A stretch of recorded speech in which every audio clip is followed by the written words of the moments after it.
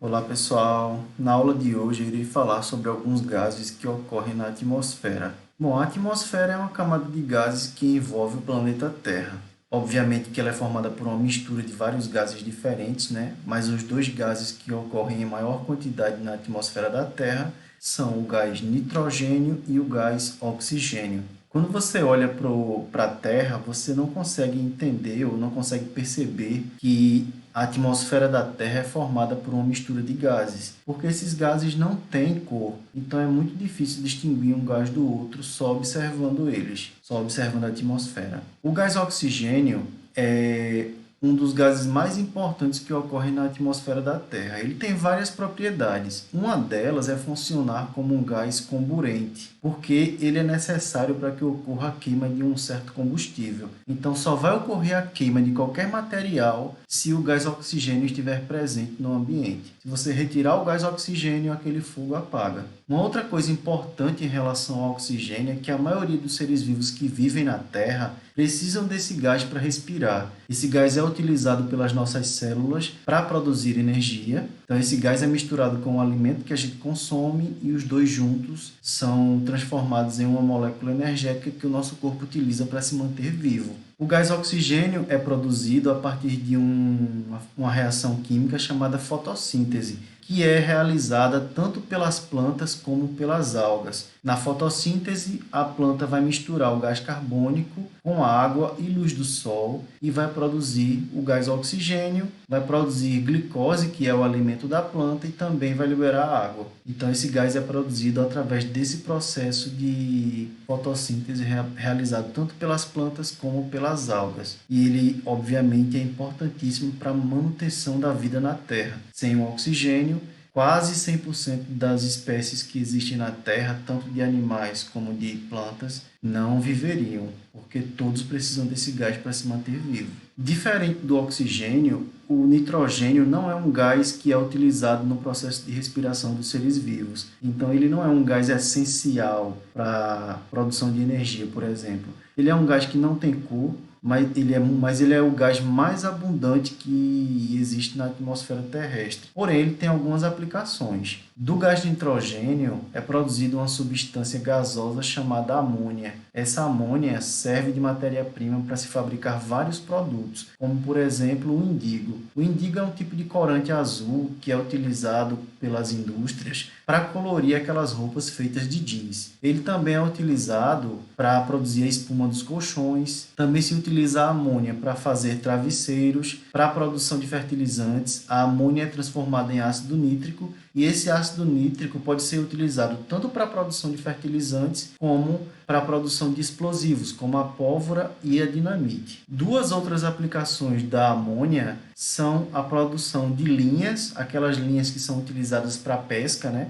Que prende-se o anzol nela e utiliza-se para pescar, e também algumas roupas são feitas a partir do nylon. O gás carbônico é um gás bastante importante para alguns seres vivos, como as plantas e as algas, porque esses seres utilizam o gás carbônico para a produção do alimento deles, no processo de fotossíntese, e também é importante para a gente, né? Graças a ele, as plantas vão produzir o oxigênio que a gente precisa para viver. Então, necessariamente, a planta precisa do gás carbônico e ela, em troca, produz o oxigênio que ela mesma utiliza para respirar, e os outros seres vivos também utilizam esse gás no processo de respiração. Uma outra coisa interessante sobre o gás carbônico é que ele pode substituir o oxigênio quando ele é liberado no ar. Então, se tiver algum incêndio acontecendo, os extintores que são cheios de gás carbônico são utilizados para apagar esse incêndio. Quando se aciona o extintor, aquele gás carbônico que está dentro do extintor é jogado na chama, a chama vai apagar porque o gás carbônico toma o lugar do oxigênio que está naquele fogo. Sem o oxigênio, o fogo apaga, porque só ocorre a queima de qualquer material se tiver oxigênio na mistura, né?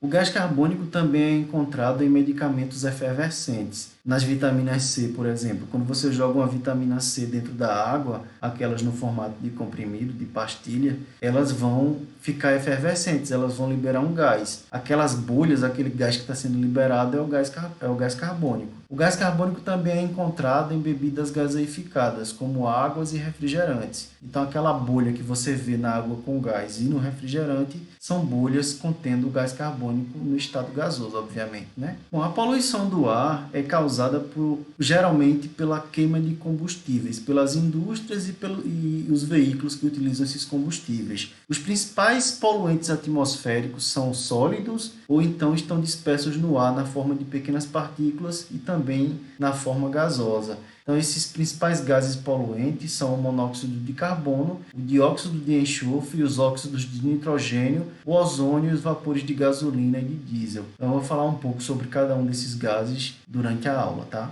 Bom, o gás carbônico não é um gás venenoso na concentração que ele se encontra hoje em dia na atmosfera. O gás carbônico pode ser liberado na queima de combustíveis como gasolina, diesel, também na queima de lenha e de carvão. Ele também é liberado durante o processo de respiração dos animais. Quando a gente elimina o ar do nosso pulmão, basicamente a gente está eliminando o gás carbônico. Então, na concentração normal do gás carbônico na atmosfera, ele não é prejudicial e ele é essencial para que as plantas realizem a fotossíntese, produzam o alimento delas, como eu falei anteriormente, e, em consequência, produzam o gás oxigênio que a gente utiliza para viver. O problema é que, atualmente, a quantidade de gás carbônico que ocorre na atmosfera está aumentando muito, e esse aumento de gás carbônico está intensificando um processo chamado efeito estufa. O efeito estufa é um processo natural e funciona basicamente assim. O gás carbônico que está presente na atmosfera vai prender parte do calor que vem do Sol e chega até a Terra. E esse efeito estufa permite que a temperatura do planeta seja ideal para o desenvolvimento da vida. Sem o efeito estufa causado pelo gás carbônico, a temperatura no planeta ficaria muito baixa e os seres vivos não conseguiriam viver nesse planeta muito frio. A questão é que, com o aumento da emissão de gás carbônico, o efeito estufa está se intensificando. Então, aquela quantidade de calor que era retido na Terra aumentou. E esse aumento de temperatura está causando uma situação chamada aquecimento global, que está causando prejuízo para várias espécies, tanto de animais como de vegetais. O monóxido de carbono é um gás que é altamente tóxico, ele não tem cheiro e não tem cor. Então, quando ele é inalado, ele vai atrapalhar o processo de transporte de oxigênio no nosso corpo. O oxigênio é transportado pelo nosso sangue por uma célula chamada hemácia, que são aquelas células vermelhas do sangue. Então, o gás oxigênio se prende a essas hemácias e é transportado facilmente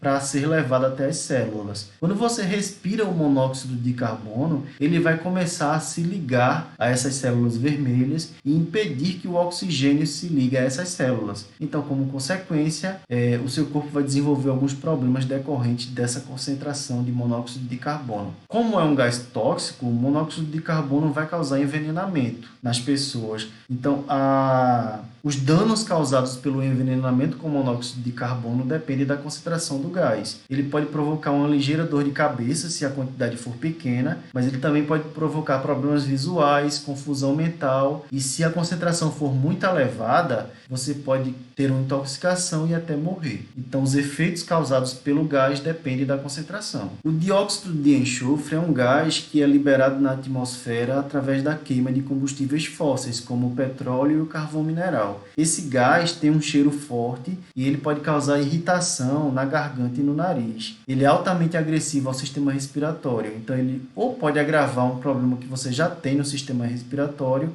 ou pode provocar outros problemas, como a bronquite, que é a inflamação de um órgão do sistema respiratório chamado brônquio. Quando ele está na atmosfera, o dióxido de enxofre vai se transformar em outro gás, em outro poluente, que é chamado de trióxido de enxofre. Esse trióxido de enxofre vai estar na atmosfera. Quando ele chega nas nuvens e entra em contato com a água, ele é transformado em uma substância chamada ácido sulfúrico. Então, esse ácido que foi formado a partir do trióxido de enxofre vai tornar a chuva ácida.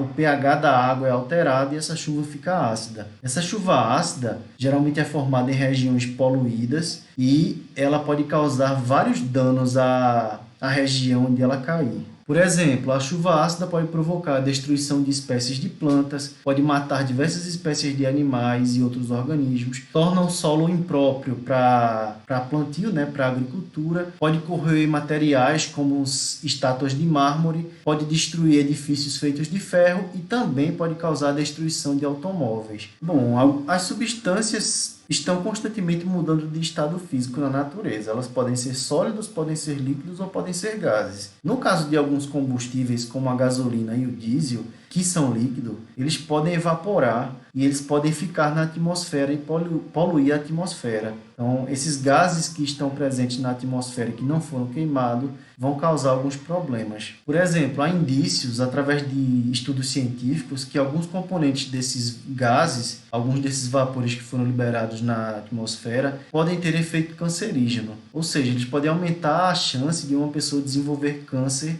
se eles forem inalados. Quando os motores de alguns veículos estão queimando combustível, eles costumam liberar um tipo de gás chamado óxido de nitrogênio. Esse gás pode provocar ou agravar problemas respiratórios. Além disso, esse gás pode também entrar em contato com as nuvens, né, com a água que está nas nuvens e também causar a chuva ácida. Bom, pessoal, a aula finaliza aqui. Eu espero que vocês tenham entendido o conteúdo. Até a próxima aula.